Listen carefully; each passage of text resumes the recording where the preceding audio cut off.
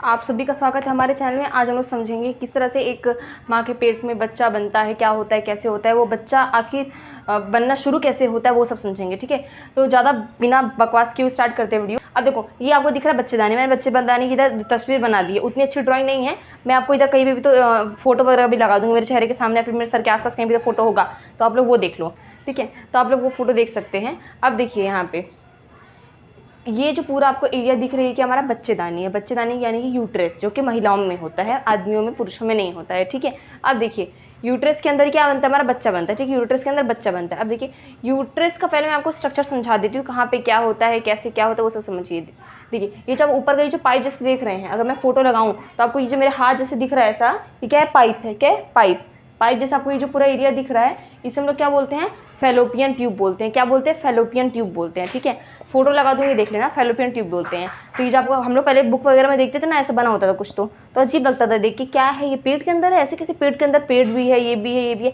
बाद में समझा कि अच्छा बच्चेदानी है, उसका अपना अपना अलग होता है। हम लोग को देखने में बड़ा लगता है, भाई कुछ इतना बड़ा होता नहीं है। ठीक है, और यही जो होता है, यहीं पे क्या होता है, ये ओवरी होती है आपकी। ये जो होती है इधर ही क्या होती है आपकी, जो ओवरी होती है इधर ही होती है। ठीक है, ओवरी। अब देखो हम लोग इसके स्ट्रक्चर को समझेंगे। तो ये जो उठा पार्ट होता है, आपको जो उठा पार्ट दिख रहा है, इसे हम लोग बोलते हैं एम्प्यूला। क्या बोलते हैं, एम्प्यूला बोलते हैं। अब देखो बच्चेदानी की जो पहली लेयर होती है, जो आप पहली लेयर देख रहे हैं, इसे हम लोग बोलते हैं पेरीमेट्रियम। क्या बोलते हैं, पेरीमेट्रियम बोलते हैं। ठीक है, अब देखिए इसके बाद एक दूसरी लेयर होती है। उसके बाद एक क्या होती है, दूसरी लेयर होती है। कौन सी, दूसरी लेयर। इस दूसरी लेयर को हम लोग बोलते हैं मायोमेट्रियम। क्या बोलते हैं, ये पूरी लेयर है, ये जो पूरी लेयर है, इसे हम लोग क्या बोलते हैं, मायोमेट्रियम। अब देखिए इसके बाद तीसरी लेयर होती है। उस तीसरी लेयर को हम लोग, जो कि बच्चेदानी के एकदम पास होती है तीसरी लेयर, उस तीसरी लेयर को हम लोग बोलते हैं इंडोमेट्रियम। इंडोमेट्रियम। और ये जो आप देख रही है, और ये पूरा पार्ट होता है सर्विक्स वाला पार्ट होता है। कौन सा पार्ट, सर्विक्स। कौन सा पार्ट होता है, सर्विक्स वाला, सर्विक्स पार्ट होता है। ये पूरा जो एरिया पार्ट देख रहे हैं, इस पार्ट को हम लोग क्या बोलते हैं, सर्विक्स। और ये जो नीचे का देख रहे हैं, नीचे का पार्ट, ये होता है हमारा वेजाइना। क्या होता है, वेजाइना। जो फीमेल होती है उनका वेजाइना होता है। ठीक है, उसके ऊपर ही क्या होता है, हमारा बच्चेदानी वगैरह होता है। इतना समझ में आ गया। अगर लिखना है तो लिख लो, नोटबुक वगैरह लिया होगा तो लिख लो। तो हम लोग शुरू करते हैं, देखते हैं कैसे क्या होता है अपना पूरा प्रोसेस। अब देखो जो स्पर्म होता है, जो शुक्राणु होते हैं, कहाँ से आते हैं, वो पुरुषों की तरफ से शुक्राणु आते हैं। ठीक है, महिलाओं के पास स्पर्म वगैरह नहीं होता। महिलाओं के पास क्या होता है, यूट्रस वगैरह होता है, जो ओवरी होती है वो सब। और जो पुरुष के यहाँ से क्या आता है, शुक्राणु आता है। शुक्राणु कहाँ पे पहले एंटर करता है, पहले वुमेन की वेजाइना में एंटर करता है। कहाँ पे, वेजाइना में। ठीक है, अब देखिए वेजाइना में एंटर करने के बाद जो शुक्राणु होता है वो कहाँ पे जाएगा, बच्चेदानी में जाएगा। कहाँ पे जाएगा, बच्चेदानी के पास जाएगा, बच्चेदानी में जाएगा। और हाँ एक बात और, मैंने आपको यहाँ पे जो यहाँ पे परतें बताई हैं, वो सब परतें यहाँ पे भी रहेंगी। ऐसा नहीं किसी एक साइड में परत रहेगी, नहीं, दोनों साइड परत रहेगी। अब देखिए जहाँ से ये स्पर्म या स्पर्म वेजाइना के बाद, जो आपका वेजाइना होता है फीमेल का, वेजाइना के बाद ये स्पर्म बच्चेदानी के एंटर करेगा। तो जहाँ से एंटर करेगा, जहाँ से घुसेगा, उस एरिया को हम लोग क्या बोलते हैं, सर्वाइकल कैनाल बोलते हैं। क्या बोलते हैं, सर्वाइकल कैनाल बोलते हैं। ठीक है, सर्वाइकल कैनाल बोलते हैं। वहाँ से ये सारे स्पर्म घुसेगा। अब देखिए बच्चेदानी, ये जो बच्चेदानी का पूरा इधर दीवार होता है, मैंने कुछ दीवार बताया था। अब देखिए जब ये सर्वाइकल कैनाल है, जहाँ जब ये स्पर्म घुसेगा तो ये पूरा ना बच्चेदानी के आसपास ना क्या फैला रहेगा, म्यूकस फैला रहता है, चिपचिपा पदार्थ फैला होता है। क्या फैला होता है, म्यूकस फैला होता है। देखिए मान लीजिए अगर 10 लाख जो शुक्राणु है, स्पर्म है, जा रहे हैं बच्चेदानी के अंदर, तो उसमें से 9,99,000 शुक्राणु क्या हो जाएंगे, फंस जाएंगे। सीलिया के अंदर कोई फंस जाएगा तो कोई आगे पहुंच ही नहीं पाएगा। ठीक है, जब स्पर्म ढेर सारा घुसेगा ना यहाँ पे, तो यहाँ पे जब स्पर्म यहीं तक घुसेगा, तब तक ये बच्चेदानी क्या बोलेगा, कहाँ घुस रहे हो भैया, घुसने की औकात है तुम्हारी, थोड़ा देखा है अपना।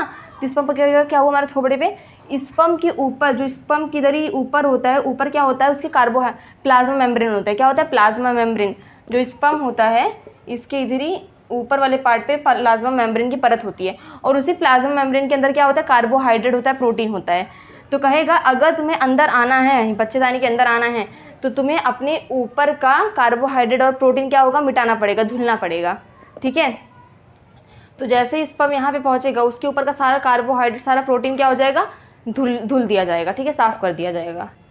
तब बेचारे स्पर्म की यहाँ पे क्या हो जाएगी, धुलाई हो जाएगी। अब पहले मैं आपको ये बता देती हूँ, 2 फैलोपियन ट्यूब है। अब देखिए बच्चेदानी में क्या होता है ना, एक महीने में एक फेलोपियन ट्यूब में अंडा बनेगा, दूसरे महीने में दूसरे फेलोपियन ट्यूब में अंडा बनेगा, ऐसे करके बनता रहता है, ठीक है। तो ऐसे पारी का पारे लोग को चलता रहता है, ठीक है। तो जो हमारा स्पर्म होता है, तो आप लोग बोलेंगे स्पर्म कहाँ पे जाएगा, तो स्पर्म जो होता है दोनों फेलोपियन ट्यूब में घुसेगा, यहाँ पे भी घुसेगा, यहाँ पे भी घुसेगा, ठीक है। कुछ स्पर्म यहाँ चले जाएंगे जो बच्चे पूछे रहेंगे सीलिया से, कुछ स्पर्म यहाँ पे चले जाएंगे, ठीक है। अब देखिए, अब हमारा स्पर्म कहाँ पे चला जाएगा, फेलोपियन ट्यूब में, किसी एक फेलोपियन ट्यूब में जाएगा। अब देखिए, कभी भी क्या होता है, किसी का एक फेलोपियन ट्यूब खराब होता है, तो उस खराब होने से कुछ फर्क नहीं पड़ता। मैंने आपको जैसे कि बताया कि कभी एक महीने में किसी और फेलोपियन ट्यूब में अंडा आता है, फिर दूसरे महीने में किसी दूसरे फेलोपियन ट्यूब में ओवरी आती है। तो अगर आपका एक फेलोपियन ट्यूब खराब भी है तो मान लीजिए फिर दूसरे महीने में आपकी प्रेगनेंसी हो सकती है, उसमें कुछ बड़ी बात नहीं होती है, ठीक है। अब देखिए, यहाँ से हमारा स्पर्म गया, ठीक है, यहाँ से हमारा स्पर्म गया, और यहाँ पे क्या है हमारा, ये हमारा ओवरी है, क्या है, ओवरी है, ठीक है। आपने बहुत बार सुना होगा ये हमारा ओवरी है, ठीक है। अब ओवरी क्या होता है ना, जो आपको हाथ की तरह दिख रहा है ना, हाथ की तरह उंगली की तरह जो निशान दिख रहा है, पूरा निशान उंगली की तरह, ये क्या करता है ना, ओवरी को पकड़ा होता है, ठीक है, ओवरी को पकड़ता है। अब जैसे ही ओवरी अपने अंदर से अंडे को बाहर निकालने वाली होती है, ठीक है, जैसे ही ओवरी अपने अंदर से अंडे को बाहर निकालेगी, ये जो उंगली, जो मैंने आपको बताया, ये जो उंगली है इसको पकड़ के मसलेगी। अब अंडा जैसे बाहर आएगा ना, मसलती इसलिए अपना काम निकालने के लिए मसलती है। जैसे ही अंडा बाहर आया, मसलते मसलते जैसे अंडा बाहर आया, फटाक से पूरा अंडे को पकड़ लेगी, फिर इसे खाली अंडे से मतलब है, समझ में आया, ये मसलती है सिर्फ अंडे के लिए, ठीक है। जैसे इसके अंडा इसके हाथ में आया, इधर अंडा आ गया, इसे हम लोग एग बोलते हैं। तो ये क्या है हमारा, ये हमारा एग है, ठीक है, समझ में आ रहा है, ये हमारा क्या है, एग है। अब देखिए, इधर हमारा इसे हम लोग सेकेंडोसाइड ही बोलते हैं। जब आगे समझेंगे तो हम लोग समझेंगे सेकेंडोसाइड क्या होता है, क्या कैसे होता है नॉर्मल में, क्योंकि इधर जहाँ पे जो चीज़ पढ़ते हैं वो ज़्यादा इंपॉर्टेंट होती है, ठीक है। तो इसे क्या बोलेंगे, एग बोलेंगे। अब देखिए, अब ये एग धीरे धीरे धीरे धीरे धीरे धीरे कहाँ पहुँच जाएगा, एम्प्यूला के पास पहुँच जाएगा। कहाँ पहुँच जाएगा ये एग, धीरे धीरे एम्प्यूला के पास। और यहाँ से कौन आ रहे हैं, स्पर्म आ रहा है, कौन आ रहा है, स्पर्म आ रहा है। अब इधर से स्पर्म आया, यहाँ पे स्पर्म आते आते यहाँ पे से दिख जाएगा एग, और स्पर्म फटाक से किसको चिपक जाएगा, एग को चिपक जाएगा। अब देखिए, अब इस वाले प्रोसेस को, स्पर्म और एग का जब मिलन होता है उसे हम लोग यहाँ पे डिटेल में समझेंगे, ठीक है। तो देखिए, यहाँ पे क्या है हमारा, यहाँ पे हमारा है एग, क्या है, एग। अब देखिए, एग की बाहरी परत को हम लोग क्या बोलते हैं, कोरोना रेडिएटा, ऐसे करके होता है पूरा, ऐसे कुछ तो अंगूर के जैसे दाने जैसे बना होता है, ठीक है, कोरोना रेडिएटा। तो बाहर वाले परत को हम लोग क्या बोलते हैं, आप लोग को नाम तो पता ही हो जाएगा, याद ही हो जाएगा ना, इतना ऐसा नहीं कोरोना रेडिएटा भूल जाएंगे, इतना सब कुछ हुआ तो कोरोना तो याद ही रहेगा। तो ये इसे हम लोग क्या बोलते हैं, कोरोना रेडिएटा।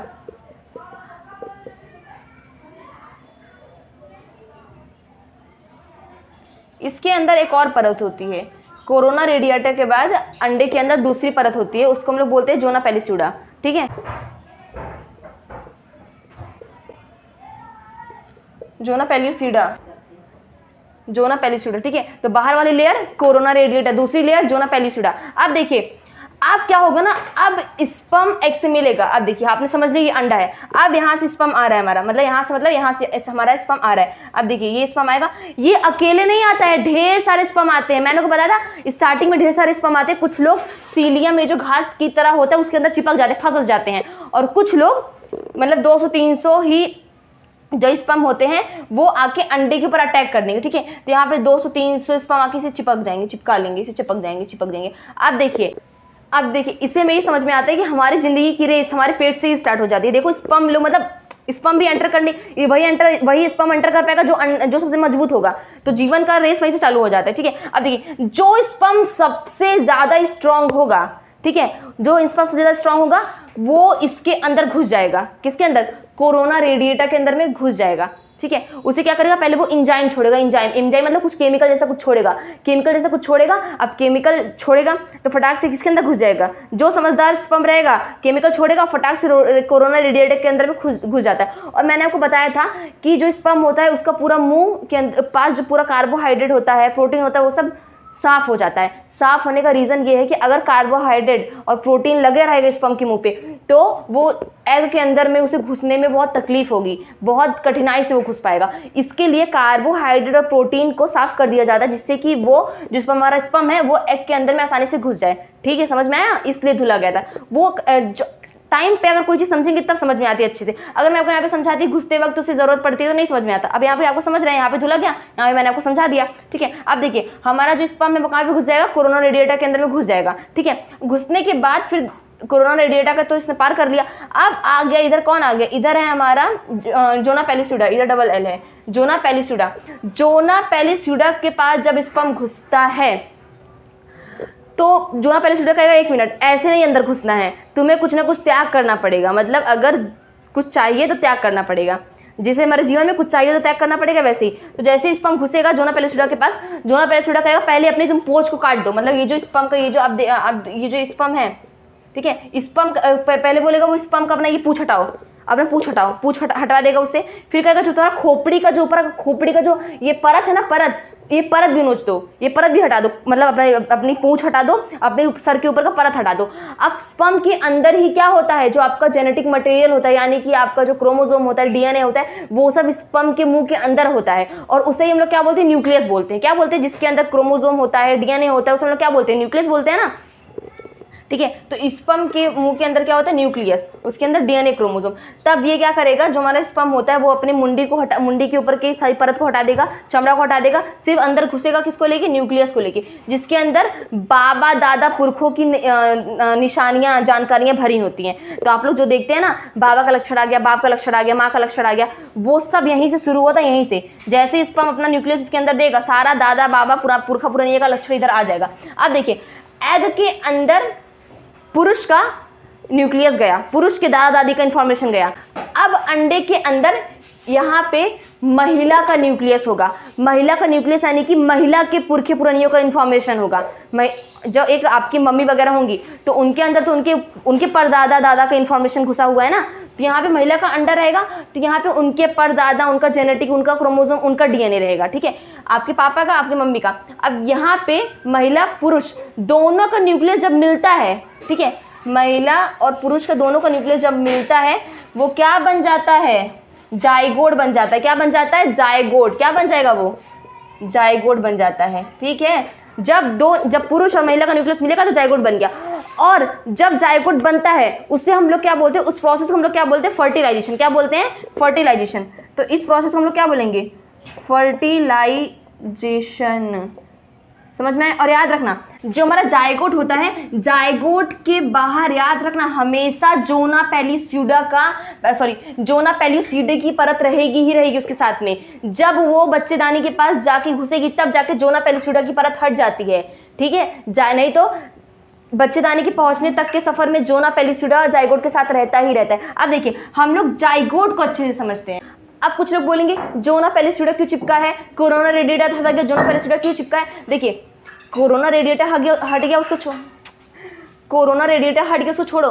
जोना पेल्यूसिडा इसलिए चिपका होता है क्योंकि न्यूक्लियस के पास वही होता है, जोना पेल्यूसिडा सबसे करीब न्यूक्लियस के पास होता है, ठीक है। अब देखिए, अब जब ये जाइगोट बन जाएगा, ठीक है, अब जोना पेल्यूसिडा क्या करता है, सारे जो अंदर के जो न्यूक्लियस वगैरह हैं उनको संभाल के रखता है, पकड़े रहता है उन्हें कि ये लोग यहाँ छिटके ना। क्या पता भैया बच्चेदानी तक पहुँचते पहुँचते कोई कहाँ फैल गया, कोई कहाँ फैल गया, कोई कहीं और चला गया, तो उसके लिए जोना पेल्यूसिडा कहेगा तुम टेंशन मत लो, हम तुम लोग के साथ रहेंगे, तुम लोग को अच्छे से बच्चेदानी तक छोड़ के आएंगे। जैसे ही बच्चेदानी तक वो पहुँचेगा वैसे जोना पेल्यूसिडा अपने आप को हटा देगा, ठीक है।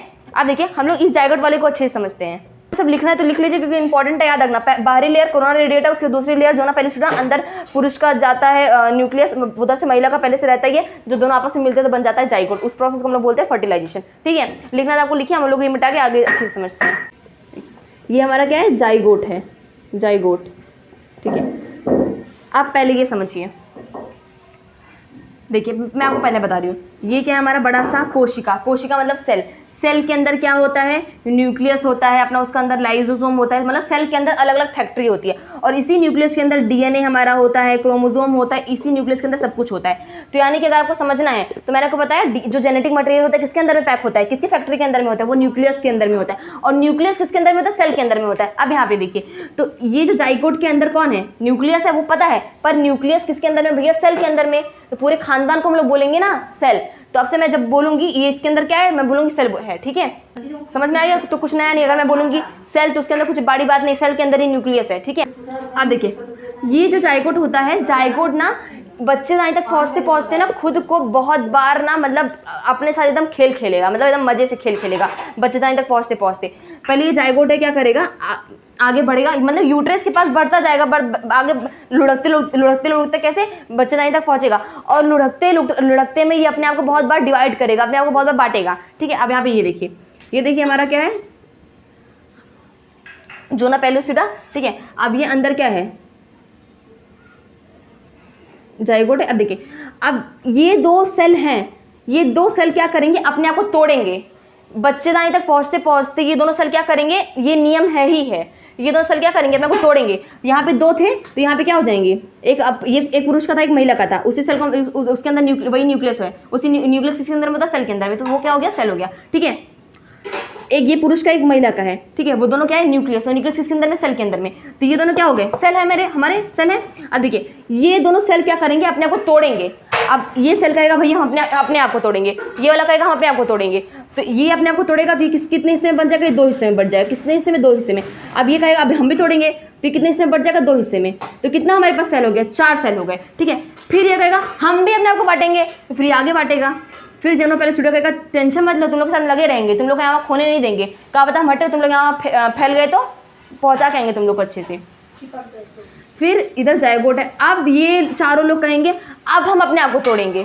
क्या करेंगे, अब ये कहेगा हम अपने आप को तोड़ेंगे, हम अपना हिस्से अपने हिस्से को तोड़ेंगे, ये कहेगा हम भी अपने हिस्से को तोड़ेंगे। तो सब लोग कहेंगे, तो जनरल पहले स्टूडियो कहेगा भाई आराम से तोड़ो, सब लोग तोड़ ताड़ के पहुँचो, यूट्रस तक तो पहुँचना ही है। तो ये अपने आप को तोड़ देगा।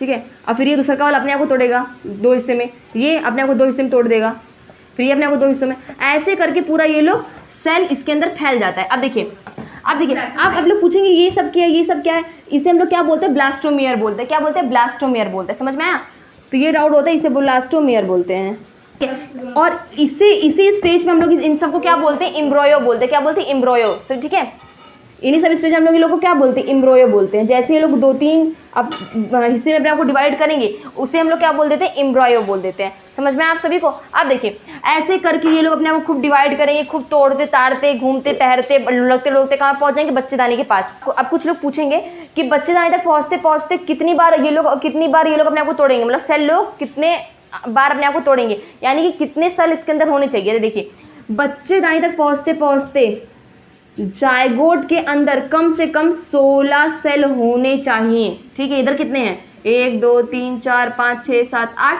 ठीक है, अब ये लोग अपने आप को एक बार और तोड़ेंगे, अपने आप को ये 2 बार तोड़ देगा, ये 2 बार तोड़ देगा, ये 2 बार तोड़ देगा, तो कितने बन जाएंगे लोग, 16 सेल। अब जैसे ही जायगोट के अंदर 16 सेल आया, वैसे ही वहीं पे ये लोग रुक जाएंगे, क्योंकि बस हो गया, बच्चेदानी तक पहुंच गए, यूट्रस तक पहुंच गए। ठीक है, तो 16 सेल जहाँ पे घुसे आ गए जायगोट के अंदर में, तो उसे हम लोग क्या बोलते हैं, ब्लास्टोसिस्ट। क्या बोलते हैं, ब्लास्टोसिस्ट।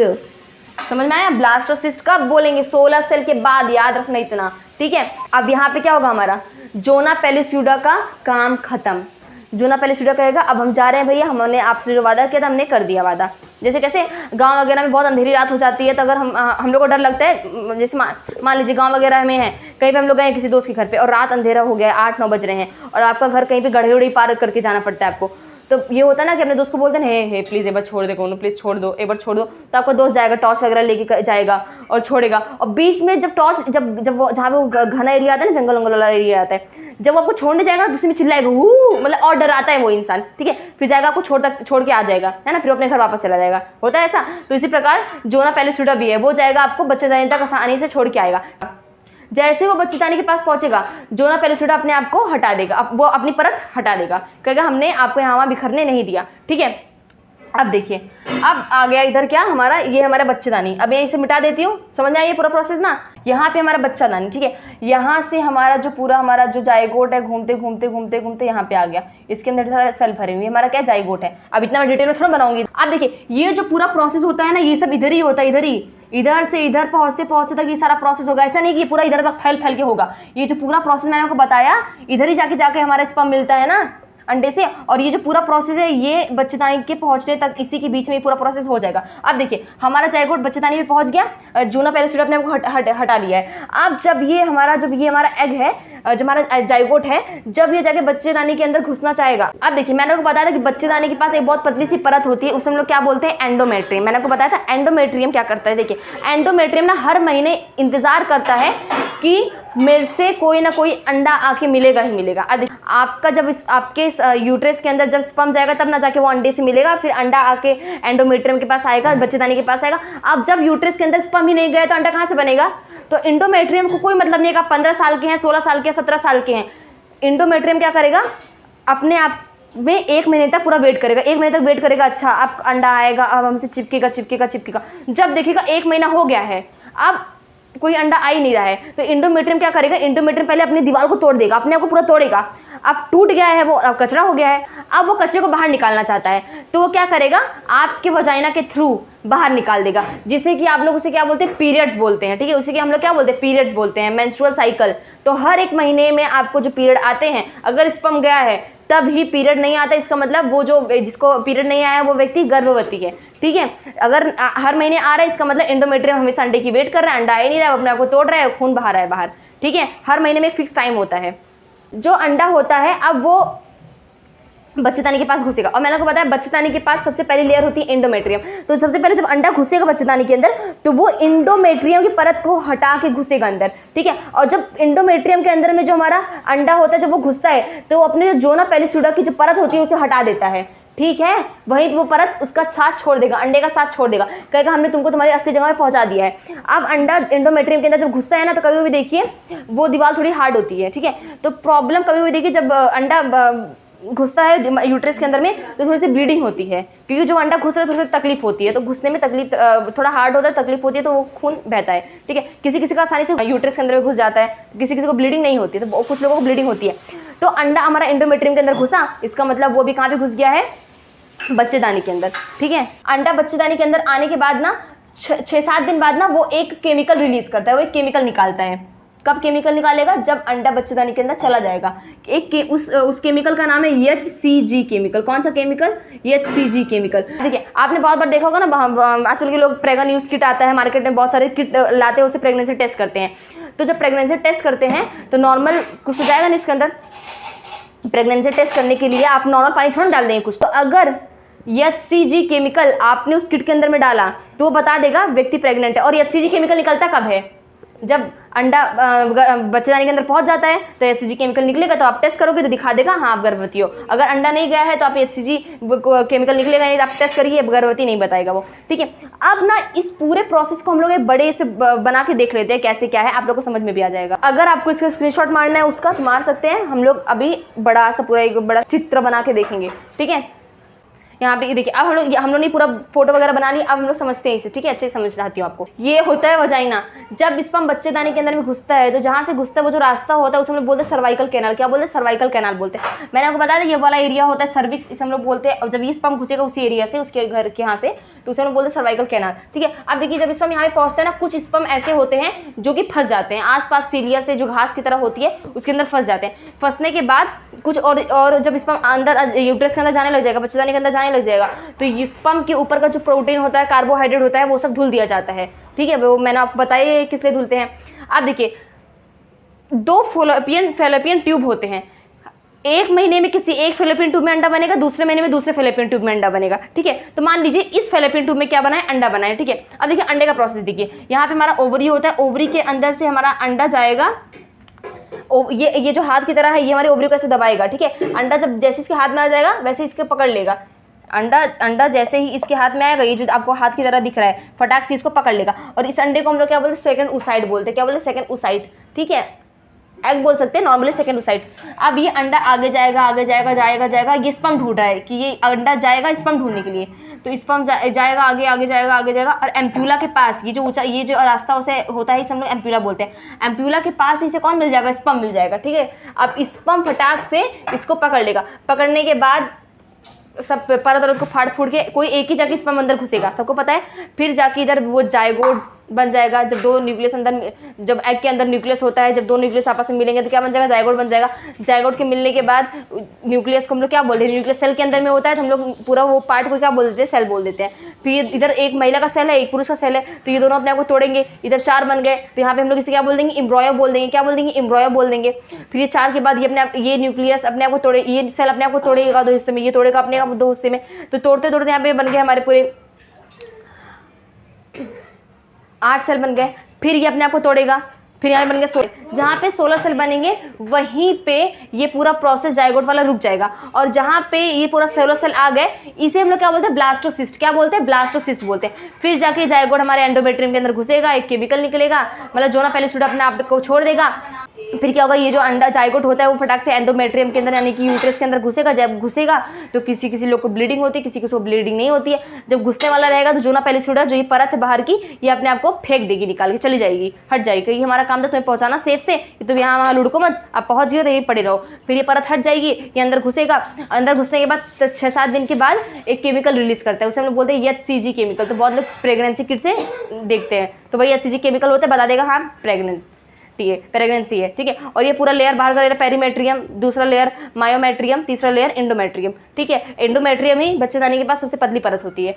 आप लोग इसका स्क्रीनशॉट, हाँ थोड़ा सा ये आपको थोड़ा सा प्रॉब्लम दिख रहा होगा ना, ये ओवरी, ठीक है। आप इसका स्क्रीनशॉट मार सकते हैं या फिर लिख लो, अच्छे से बना लो कॉपी किताब में, तो देखने में आसानी रहेगी। हम लोग मिलते हैं नेक्स्ट वीडियो में।